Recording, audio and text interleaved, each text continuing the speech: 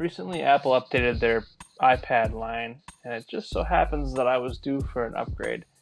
Keep in mind, I was coming from an iPad Air 2, so going from the iPad Air 2 to the iPad Pro 12.9 inch with maximum storage was quite a jump for me. But like my last iPad, I chose to get an Otterbox for it, as the iPad themselves are kind of slippery.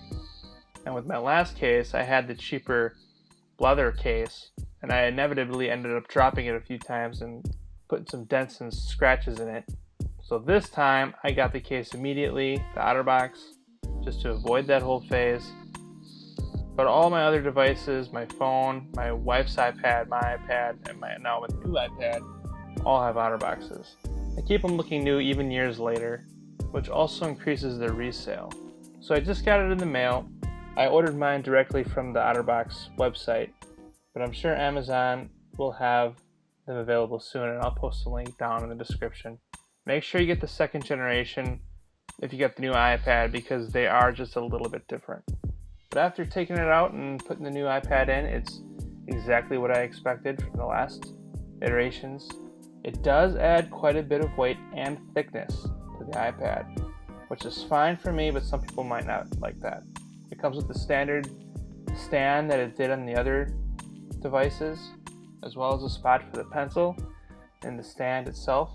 But my pencil doesn't fit because I ended up getting a little rubber sleeve to put it in for two reasons. One, just because I'm clumsy, and two, because it's a little bit more grippy and that pencil tends to be a little slick. I'll post a link in the descriptions for that as well. Other than that, there's not much to say about the Otterbox case. It's exactly like every other case. All the ports have their little flaps to keep the dust out. I know with my last case, it's taken some hard hits and it hasn't cracked and it's protected it. And also the screen protector is a high quality, not like those flimsy plastic ones that stick on and they never stick quite right and they peel off of it after a couple of months. But one accessory that I had with my last iPad that I strongly recommend getting for anyone who has a device like this or any other device where you're going to be using a lot of data, I strongly recommend checking out the MyCloud external hard drive. Even though the new iPad has a lot of storage, it's still going to fill up just with use, all the pictures and movies and whatever else you happen to be working on.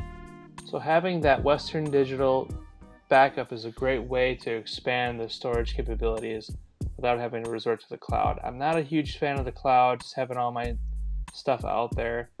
Not to mention having that much storage, as much storage as these external hard drives can provide for you. You get that monthly fee, and I just, for some reason, anything with a monthly fee I tend to avoid like the plague.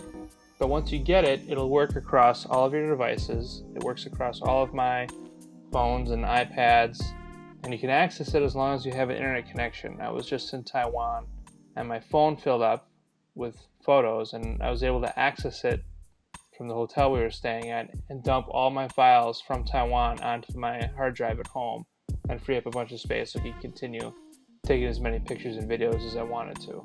I'll also post a link for that in the description below. Check it out and let me know what you think. Talk to you later.